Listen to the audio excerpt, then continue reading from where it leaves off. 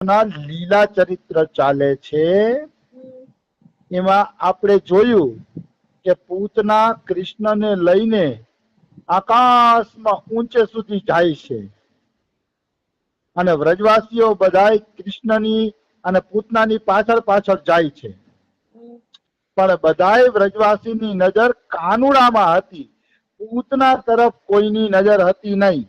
એટલે કોઈ વ્રજવાસી ખાડામાં ન પડ્યા, વૃક્ષ હારે પણ ન ભટકાણા અને જમીન હારે પણ ન ભટકાણા, કારણ કે એમની નજર કૃષ્ણ તરફ હતી અને કૃષ્ણ તરફ જેની નજર હોય એને કૃષ્ણ ક્યાંય ભટકાવા દેતા નથી. આવી વસ્તુ છે. તો ધીરે ધીરે કૃષ્ણ પૂતનાના પ્રાણ ચૂસી લે છે, પૂતના તરફડિયા મારે છે, છૂટવા માટે ફાંફા મારે છે, પણ કૃષ્ણ પૂતનાને છોડતા નથી અને અંતે કૃષ્ણ ભગવાન એના પ્રાણ ચૂસી લે છે. એટલે પૂતના એક બગીચાના ઝાડ ઉપર પડી. બગીચાનો આખો આખો બગીચો હતો મોટો બધો, એ બગીચાના ઝાડ ઉપર બધા ઉપર પૂતના પડે છે. તો ધડાકો થયો, ધડીમ કરતો મોટો બધો ધડાકો થયો અને એમાં કેટલાય 18 કિલોમીટર વૃક્ષોનો કચ્ચર ઘાણ નીકળી ગયો. તો અહીંયા ડોંગરેજી મહારાજ એવો ભાવ આપે છે કે 18 કિલોમીટરનો બગીચો શા માટે તોડી નાખ્યો? 18 કિલોમીટરનો બગીચો તોડવાનો અર્થ શું? તો કે એનો અર્થ એવો છે કે કાનુડાએ વિચાર્યું કે 18 કિલોમીટરની પૂતનાને મારીશ તો એને હળગાવવા માટે એટલા લાકડાની જરૂર પડશે. તો આ વ્રજવાસીઓ લાકડા ક્યાંથી લઈ આવશે? એટલે કાનુડાએ આખો બગીચો તોડાવી નાખ્યો કે જેથી બગીચાના લાકડામાં જ એને બળવાની ચિતા તૈયાર થઈ જાય. બીજો ભાવ સંતો એવો આપે છે કે કંસે પૂતનાને મારવા મોકલી એટલે કાનુડો એને દેખાડવા માંગે છે કે જેવા સાથે તેવા, હું જેવા સાથે તેવો થાવ એવો છું. કંસે પૂતનાને મારવા મોકલી તો કૃષ્ણએ આખો કંસનો બગીચો જ ઉજાડી નાખ્યો. મતલબ કૃષ્ણ એવો સંકેત દેવા માંગે છે કે મને મારવા માટે કોઈ મોકલશો તો હું તમારા જ બગીચાને ઉજાડી દઈશ, તમારા જ બગીચાને ઉજાડી દઈશ, એમાં કોઈ શંકા નથી. આવી વસ્તુ છે. એટલે કહેવાનો ભાવ શું છે? કહેવાનો ભાવ એ છે કે કૃષ્ણ એક તીરે કેટલાય કાંકરા, એક કાંકરે કેટલાય પક્ષી મારે છે. કૃષ્ણ ભગવાન એવું દેખાડવા માંગે છે કે હું અનેક કાર્યો એક સાથે સાધી શકું છું. પછી બગીચો એટલે તોડી નાખ્યો કે કાનુડાએ વિચાર્યું કે હું મોટો થઈને સખાઓ સાથે રમીશ તો રમવાનું મેદાન ક્યાં છે? મેદાન તો દેખાતું નથી. એટલે કાનુડાએ બગીચાને તોડી નાખ્યું જેથી અહીંયા મોટું મેદાન બની શકે. કાનુડા માટે સુંદર અને સરસ એક મોટું મેદાન બની શકે એટલે કાનુડાએ એ બગીચાને તોડી નાખ્યું. આમ કાનુડાની લીલા અપરંપાર છે. કોણ જાણે કેટલી કેટલી લીલાઓ એક સાથે કાનુડો કરતો હોય છે એની ખબર પડતી નથી. આવી વસ્તુ છે. તો પૂતના જમીન ઉપર પડી ગઈ છે, ચટ્ટી પાટ પૂતના પડી છે અને એના ગોદમાં લાલો કાનુડો રમતો હોય છે. ત્યાં તો એક ગોપી દોડીને ત્યાં ગઈ અને લાલાને ઉઠાવી લાવી. ક્યાંક ક્યાંક રસિકો એવું લખે છે કે વ્રજવાસીને નિસરડી રાખવી પડી. નિસરડી રાખી ત્યારે કાનુડો ઉતરો. નિસરડીથી ઉતારવો પડ્યો. એવડી મોટી પૂતના હતી. 18 કિલોમીટર લાંબી હોય તો 2 કિલોમીટર તો ઊંચું એનું શરીર હોય જ ને, જાડું એમ. એટલે પૂતના એવડી જાડી હતી કે નિસરડી રાખીને કાનુડાને ઉતારવો પડ્યો નીચે. ભયંકર રાક્ષસી હતી છતાં પણ કાનુડો બચી ગયો છે. ગોપીઓને ખૂબ જ આનંદ થયો છે કે લાલો કાનુડો બચી ગયો. ખૂબ આનંદ થયો ગોપીઓને. અને વ્રજવાસી ગોકુળના જે હતા એ એમ માને છે કે કાનુડાએ પૂતનાને નથી મારી, પૂતનાને તો નારાયણે માર્યા છે. અમે બધા નારાયણનું ભજન કરીએ છીએ, નારાયણની સેવા કરીએ છીએ, એટલે અમારા નારાયણે કાનુડાને બચાવી લીધો અને પૂતનાને મારી નાખી. કારણ કે વ્રજવાસીનો માધુર્ય ભાવ છે. એ એમ માને છે કે કાનુડો તો અમારો બાળક છે, અમારો બાળક થોડો આવડી રાક્ષસીને મારી શકે. એટલે એને એને એને કાનુડામાં તો માધુર્ય દેખાણું કે અમારો લાલો બચી ગયો, અને નક્કી એવું કર્યું કે નારાયણે આને મારી નાખી એના પાપના કારણે. બધા વ્રજવાસી કેવા માંડ્યા કે પૂતના એના પાપથી મરી ગઈ અને નારાયણે આપણા લાલાની રક્ષા કરી લીધી. આવું એ બધા છે ને બોલવા માંડે છે. કહેવાનો ભાવ શું છે?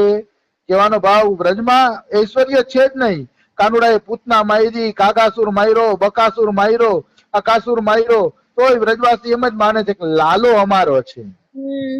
લાલાએ આ કોઈને માર્યા નથી, લાલો તો અમારો નાનકડું બાળક છે, એમ જ માને છે બધા. આવી વસ્તુ છે. આને કહેવાય માધુર્ય લીલા. વડાપ્રધાનની પત્ની હોય એને તમે ગમે એમ કહો ને તમારો પતિ આવો આકરો છે ને આખા દેશને હલવે છે, આખા દેશમાં હાહાકાર મચાવી દીધો આને, તો પત્નીને તો માધુર્ય જ લાગે. ઠીક છે, હશે તમારા માટે, મારા માટે મારો ઘરવાળો છે એમ જ કહે. કારણ કે એને એમાં કઈ ઐશ્વર્ય દેખાતું નથી. મતલબ ઐશ્વર્ય એને પલ્લે નથી પડતું. એને ખબર તો હોય બધી, પલ્લે ના પડે ઐશ્વર્ય. પણ ભગવાનનો પ્રેમ જોતો હોય તો ઐશ્વર્યને ભૂલી અને માધુર્યની દુનિયામાં જીવવું જોઈએ કે ભગવાન મારા છે અને હું ભગવાનનો છું. આવા માધુર્યમાં જીવે એ ઈશ્વરની સરસ રીતે, સુંદર રીતે ભક્તિ કરી શકે. એમાં કોઈ એટલે કોઈ શંકા નથી. આવી વસ્તુ છે. તો ગોપીઓ લાલાને લઈને આવે છે. યશોદાજી તો રસ્તા વચ્ચે જ મૂર્છિત થઈ ગયા હતા. રસ્તા વચ્ચે જ યશોદાજી મૂર્છિત થઈ ગયા હતા. એટલે એક ગોપીએ યશોદાને કીધું કે માં, કનૈયો બચી ગયો છે, રાક્ષસી મરી ગઈ છે, કે જાગૃત થાવ માં, તમે જાગૃત થાવ. તો પણ યશોદાજી જાગ્રત થતા નહોતા. યશોદાજી ભાનમાં આવતા નહોતા. એટલે ગોપીઓએ શું કર્યું? લાલાનો સ્પર્શ કરાવ્યો. કે સ્પર્શ કરાવો એટલે કાનુડાના સ્પર્શથી યશોદાજી જાગી જશે. અને સાચું કાચ કાનુડાના સ્પર્શથી જાગી ગયા. યશોદાને એમ થયું કે મારા લાલાનો સ્પર્શ થયો, અને લાલાના સ્પર્શને યશોદા ઓળખતા હતા. એટલે સ્પર્શ થયો ત્યાં જ આંખ ઉગાડીને યશોદાજી જાગી ગયા અને ખૂબ આનંદિત થયા. યશોદામાં ગોપીઓનો ઉપકાર માને છે, ગોપીઓને વંદન કરે છે. યશોદાજી ખુદ ગોપીઓને વંદન કરે છે કે તમે મારી ગોદ ભરી છે, હું તમારો ઉપકાર ક્યારેય નહીં ભૂલું. તો ગોપીઓ યશોદામાને મીઠો ઠપકો આપે છે. શું કામ? એને કનૈયો પ્રાણથી વાલો છે ને, એટલે કાનુડો પ્રાણથી વાલો છે એટલે જ ગોપીઓ યશોદાને મીઠો ઠપકો આપે છે. અને એમ કે મૈયા, તમે આ રાક્ષસીને આ લાલો ગોદમાં આપ્યો જ કેમ? કે તમે તો અનેક બાધાઓ પછી આ છોકરો મળ્યો છે, તો અનેક બાધાઓ પછી છોકરો મળ્યો છે, તો કેમ તમે એને ગોદમાં આપી દીધો? કે યશોદાને ઠપકો આપે છે. તો આ ઠપકામાં એનો પ્રેમ છે લાલા પ્રત્યે, ને કે કોઈના છોકરામાં કોઈ બોલવાની શું જરૂર છે? પણ ગોપીઓને કાનુડો પોતાનો જ બાળક લાગતો હતો, પોતાનો પ્રાણ પ્યારો લાગતો હતો, એટલે બિચારી ગોપીઓ બોલે છે. નહીતર ગોપીઓને બોલવાની શું જરૂર હતી? પણ કાનુડો આખા વ્રજને પોતાનો લાગતો હતો, બધાઈને પોતાનો લાગતો હતો, એટલે એ બોલે છે. અને ક્યારેક તમે કાનુડો આપ્યો જ કેમ આ રાક્ષસીને? તો યશોદામાં ઠપકાને માથે ચડાવે છે અને એમ કે મારી ભૂલ થઈ કે મેં આ લાલો રાક્ષસીને આપ્યો, ખરેખર મારી ભૂલ થઈ, મારી બુદ્ધિ બગડી ગઈ હતી. પણ બહેનો, મારા ઘરે આ પેલો જ લાલો આવ્યો છે ને, એટલે મને એને હાચવતા નથી આવડતું. પણ તમે બધા મને આમ કેતા રહેશો ને તો ધીરે ધીરે હું હાચવતા શીખી જાય. તો યશોદામાં કેવડી દીનતા, કેવડી મોટી દીનતા કે મને લાલો હાચવતા નથી આવડતો, તમારી બધાની કૃપાથી ધીરે ધીરે કે હું લાલાને હાચવતા શીખી જાય. તો ગોપીઓ કહે છે, માં, હવે કોઈ અજાણી સ્ત્રીને લાલો ગોદમાં આપતા નહીં. કે આજે તો નારાયણની કૃપા થઈ કે લાલો બચી ગયો. કે પણ હવે તો તમારા લાલાને નજર લાગી ગઈ હશે, એટલે હવે નજર ઉતારો, કારણ કે રાક્ષસીના ખોળામાંથી આવ્યો છે, રાક્ષસીનો સ્પર્શ કરીને આવ્યો છે, એટલે તમારા લાલાને નજર ઉતારો, નકર નજર લાગી જશે ને તો અનર્થ થઈ જશે. તો બધા કે હાલો હાલો આપણે ગૌશાળામાં જઈ, ગૌશાળામાં જઈ અને લાલાની નજર ઉતારી આવીએ. તો નંદ બાબાના ઘરમાં તો કોણ જાણે કેટલી ગાયો છે. નંદ બાબાને ઘેર 9 લાખ દૂજે, 9 લાખ ગાયો હતી નંદ બાબાને. એમાં કાનુડાની સૌથી પ્યારી ગાય હતી ગંગી ગાય. ઈ લાલાને ખૂબ જ વાલી હતી. મોટો થઈને લાલો ગંગી ગાયનું જ દૂધ પીતો હતો. એટલી ગંગી ગાય કાનુડાને વાલી હતી. અને ગંગી ગાયને પણ લાલો ખૂબ જ વાલો હતો. લાલાના દર્શન નો કરે તો ગંગી ગાય પાણી ન પીવે, જમવાનું પણ ન જમે. ન જમવાનું જમે કે ન પાણી પીવે, ઘાસ પણ ખાતી નથી. તો જ્યારે યશોદામાં લાલાને લઈને ગૌશાળામાં જાય છે, ગંગી ગાય દર્શન કરે છે તો ગંગી ગાય ઘાસ ખાય છે. આવી વસ્તુ છે. અને લાલો પણ ગંગી ગાયના દર્શન કરીને કિલકારી મારે છે. યશોદામાં એવું માને છે કે 55 વર્ષે મને દીકરો થયો હોય તો આ ગાયોના આશીર્વાદથી જ થયો છે. ગાયોના આશીર્વાદ વગર મને ક્યારેય દીકરો થાત નહીં. એટલે જશોદાજી પણ આવું માને છે. તો આ ગાયોનો નિયમ છે કે લાલાના દર્શન કર્યા વગર પાણી પીતા નથી. ડોંગરેજી મહારાજ શું લખે છે, આજકાલ લોકો મંગળાના દર્શનનો નિયમ લે છે, મંગળા કરવા જવા છે, પણ ઘરમાં ચા પાણી નાસ્તો પતાવ્યા પછી ડોલતા ડોલતા દર્શને જાય છે. પેટની પૂજા પેલા કરવી કે પરમાત્માના દર્શન? પેલા પેટ પૂજા કરે, સરખું જમાઈ જાય, નાસ્તા પાણી થઈ જાય, પછી દર્શન કરવા જાય. પેટમાં કઈ નાખ્યા વગર જો દર્શન કરવા જાય ને તો સાત્વિક ભાવ રહીએ. પેટ ખાલી હોય તો સાત્વિક ભાવ રહીએ, પણ એમાં તમે કઈ નાખી દો, જમી લ્યો ને તો રજોગુણ તમોગુણ આવી જાય. ડોંગરેજી મહારાજ કહે છે એટલે ભૂખ્યા પેટે દર્શન કરવા જાવું, મંદિર સુધી જવું હોય તો, આ હાલતું હોય તો ધંધો કરવો, પાછો નકર ના ધંધો કરવો.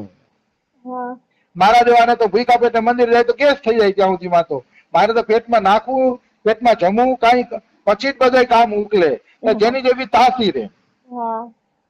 પણ એટલું ખરું છે કે જેટલું પેટ ખાલી રાખો, ઓછું જમો ને એટલી નીંદર ઓછી આવે.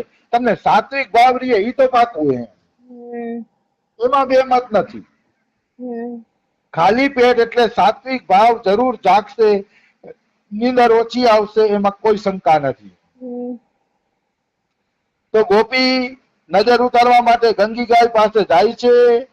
ગંગી ગાયનું પૂંછડું હાથમાં લે છે.